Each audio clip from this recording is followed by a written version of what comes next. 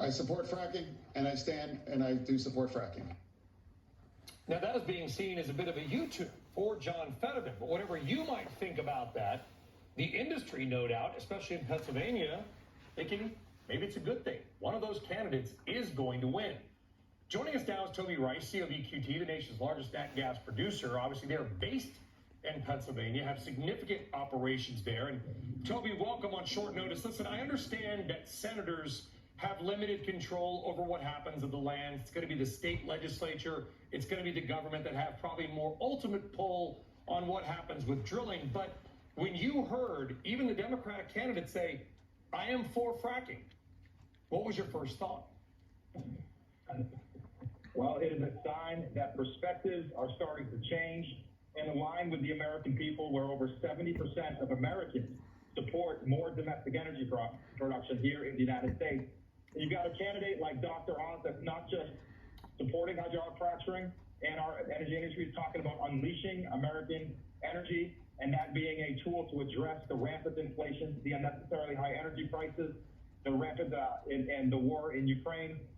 It's really great to see candidates talking about how natural gas and American energy can be a tool to solve the energy crisis and all the problems that the world is currently struggling with today. Well, knowing what you know about the Pennsylvania state government, knowing what you know about the likely governor, at least according to polls, and whomever wins this Senate fight, do you think something will change in Pennsylvania, which is one of the richest states for natural gas? Pennsylvania and Appalachia is the region where is home to the biggest gas field in the world. We have a resource potential here in Appalachia that's equivalent to Russia. So it doesn't matter if you're a Republican or Democrat, you can understand the tremendous potential that this region will bring. And what people need to understand is by unleashing U.S. LNG on the world stage, we will be unleashing the biggest green initiative on the planet to keep energy security and lower prices for Americans. And also we'll be unleashing the hydrogen economy. We'll be unleashing our ability to put more renewables by leveraging natural gas to provide reliable backup, to backfill some of the intermittency when the sun doesn't shine, when the wind doesn't blow. So despite your view on energy, unleashing U.S. LNG on the world stage is a solution for all. Yeah, you're making an important point to it. I think a lot of people that are just basically saying, let's get rid of all fossil fuels immediately, don't understand fossil fuels, particularly natural gas's critical role in the creation and backstopping of renewables, do they? I mean, right, I'm looking at the power mix in New England, where you're from and your mom still lives. 53% of all electricity in New England right now is natural gas. We forget how reliant we still are on them. We can talk about 50 years from now, Toby, but for the next 5, 10, whatever it may be, this is a critical mix.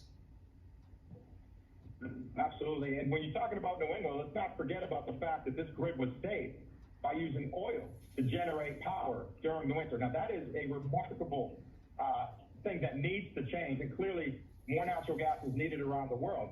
But one thing that's incredibly important for people to understand is when solar and wind, as good as they are, when they cannot meet the world demand for energy, the world is going to turn to using more coal. And in the last 12 months, solar and wind's inability to meet world demand for energy has caused coal emissions to skyrocket over 500 million tons. That amount of emissions wipes out 15 years of solar and wind investments here in the United States. Clearly, foreign coal is a big issue, and you need a heavyweight solution to address that. And that heavyweight solution is unleashing U.S. LNG on the world stage. It's going to start here in Pennsylvania and bring prosperity to Americans and billions around the world. Well, if we want to save Europe, and I'll be probably going back soon, I mean, U.S. LNG, natural gas, some of that coming from you, if you can get it to the coast, freeze it and put it on a giant ship. That's a whole different segment, I would imagine, Toby. U.S. natural gas is a huge part of getting Europe off of Russian natural gas. They don't have us. They're in big trouble. Absolutely. You need to recognize that natural gas resources, over 2/3, is contained in 4 countries: Russia, Iran, Qatar, and the United States. Who is going to step up and provide the energy security that the world needs? It's got to be the United States.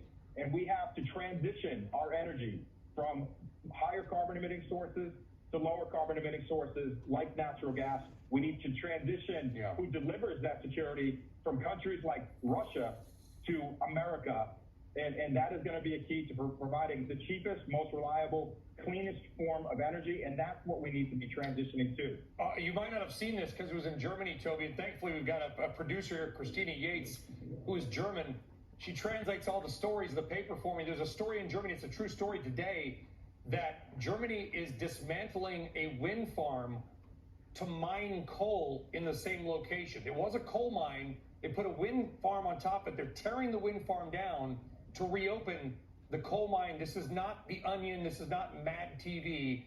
That's a real story. Toby Rice joining us at short notice from what appears to be a concert. Toby, enjoy yourself. Thank you.